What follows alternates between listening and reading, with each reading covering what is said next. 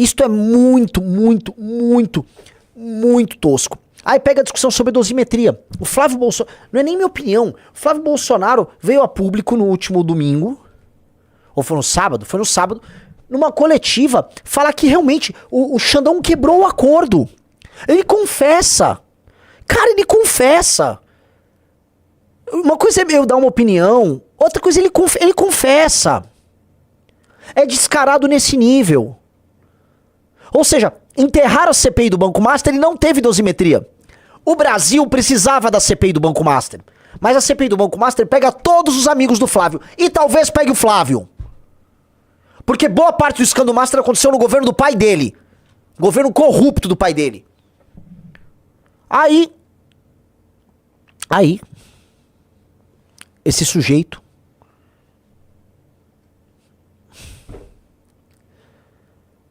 vem a público brigar. Não, o Xandão quebrou o acordo. Então tinha acordo. Cara, vamos lá. E mais uma vez, sempre ele, Alexandre de Moraes. Eu acho estranho porque foi o próprio Alexandre de Moraes que escreveu o texto que foi aprovado no Congresso Nacional da dosimetria. Foi o próprio Alexandre de Moraes que interditou o debate no Legislativo, tanto na Câmara quanto no Senado, porque nós queríamos anistia ampla, geral e restrita. Aí, estranhamente, né, o relator lá na Câmara, que tem muita proximidade com o Alexandre de Moraes, parecia que recebeu ligações diretamente dele sobre o que poderia ou não poderia estar nesse texto da dosimetria.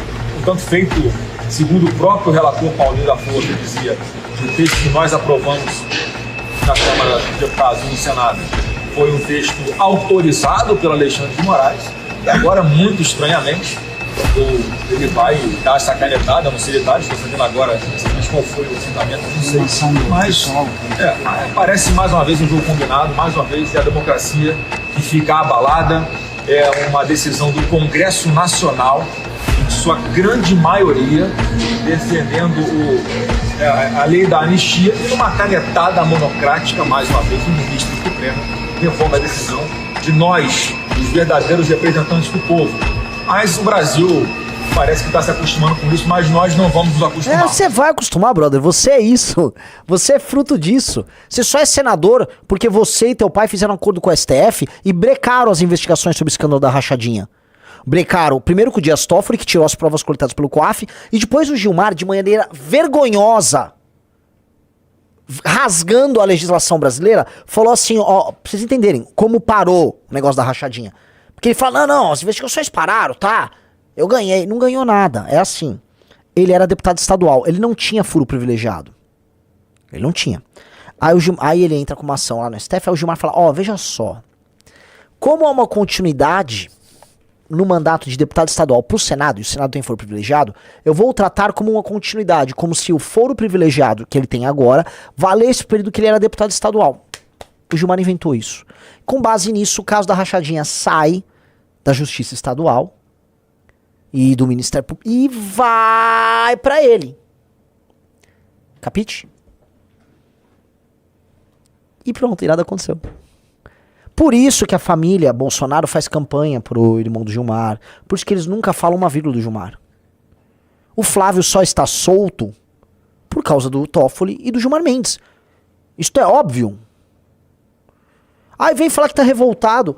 Ele mesmo anuncia que houve um acordo com o Xandão e que o Xandão descumpriu o acordo com ele. E o acordo envolvia acabar com a CPI do Master, limar a CPI do Master e e passar a dosimetria. Aí o Xandão, beleza, cumpre aí o de vocês. Eles cumpriram, beleza, agora eu vou derrubar aqui. O que eu vou falar, né? Eu imagino um cara que tá preso lá, segurando as grades assim, né? Com a caneca, sabe, fazendo vrr, vrr, vrr, vrr, igual nos filmes. Ah, então teve um acordo com o Xandão, agora o Xandão passou a mão na bunda deles de novo. Sim, passou. E aí, esse cara quer ser presidente.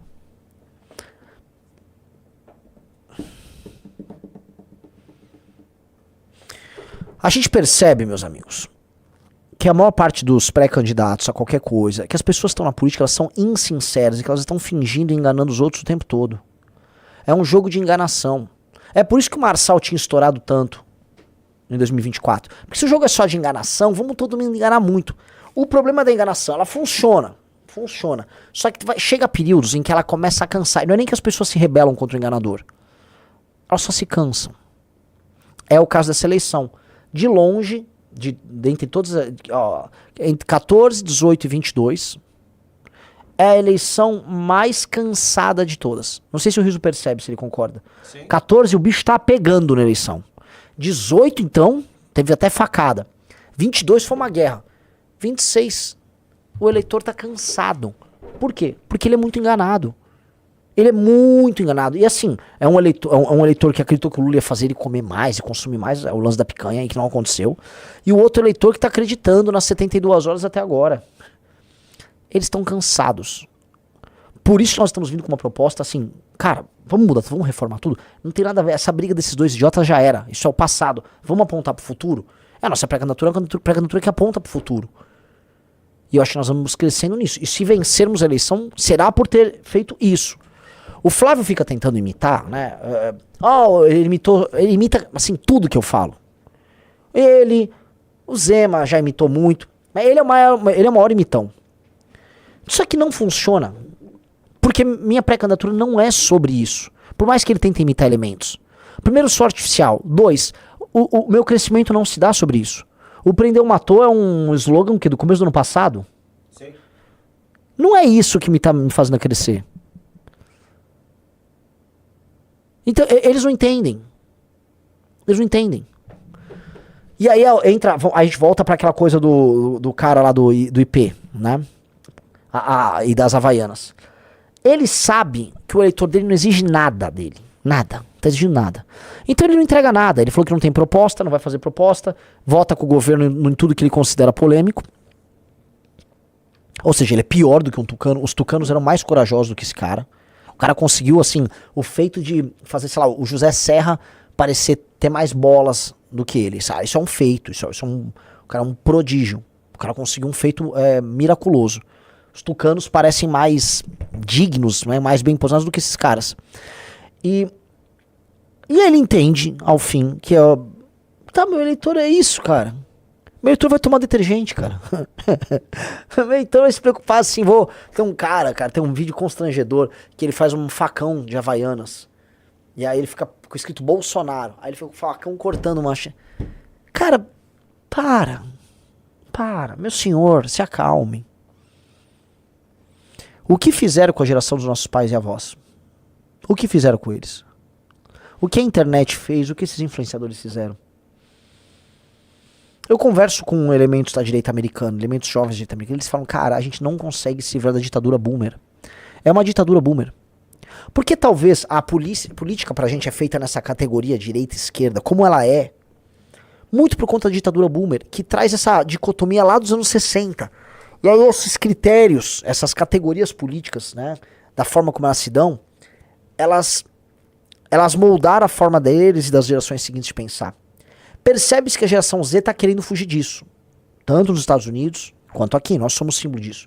Cara, dá pra fazer algo diferente. Acho que o maior símbolo de alguém que está fazendo algo diferente e não tá preocupado com essas amarras é Naíbe Armando Bukele Ortiz. O Naíbe Bukele, quando ele foi prefeito de São Salvador, quando ele concorreu a primeira vez para presidente, não foi sendo um candidato de direita.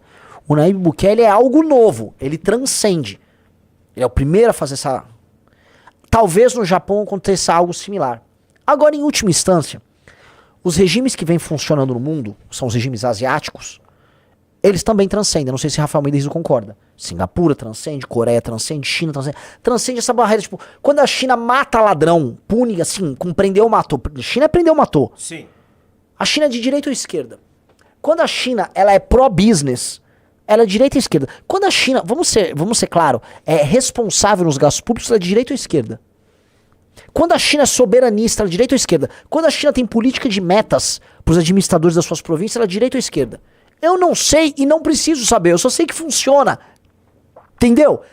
Singapura, mesma coisa. El Salvador, o Bukele, como é que o Bukele foi na pandemia? Ele foi um libertário na pandemia, Riso? Ele fez um lockdown super restrito. Ah, então ele é um comunista da pandemia, da fraudemia? O Bukele recebeu dinheiro chinês para fazer uma super biblioteca. Ele é comunista? O Bukele equipou com super tecnologia o sistema de saúde estatal e centralizado dele, o SUS dele. Isso é de esquerda ou de direita? Vocês estão entendendo? O Bukele não tá nessas categorias, eu não tô nessas categorias. Não quero estar e o projeto nosso não pode estar. Essas categorias dessa briga de retardado mental, eu vou tomar IP aqui, tá? Aí o outro, eu sou uma trans! Ai, a poesia do cu! Eu não quero ter nada a ver com esses caras. Nós não temos... Essas pessoas estão interditando o nosso futuro. Você não consegue comprar um apartamento porque tem um velho boomer falando de detergente e tem um retardado fazendo greve na USP. Você fala, mas o que tem a ver? Tem tudo a ver. Tá tudo conectado. Ambos vivem o espírito do tempo boomer e suas categorias. Quando o cara tá invadindo a reitoria da USP fazendo greve, ele acha que ele tá em 1960 e tantos nas greves com o Vanucci Leme, que era um herói deles. Só perguntar quem é o Vanucci Leme. Quem é Vanucci Leme? Eles chamavam de aldeia gaulesa. Aí a USP é a aldeia gaulesa enfrentando a ditadura. Eles querem viver ali. Ó, Alexandre Vanucci Leme foi estudante lá que morreu. Líder estudantil assassinado no contexto da oposição à ditadura. Entendeu? Eles acham, esse cara que tá invadindo agora a reitoria da USP, ele acha que ele tá lá nos anos 60, as categorias velhas. E aí todo mundo tem que falar, Renan, você vai gravar sobre greve na USP? Quem liga pra USP? Quem liga pra USP? A USP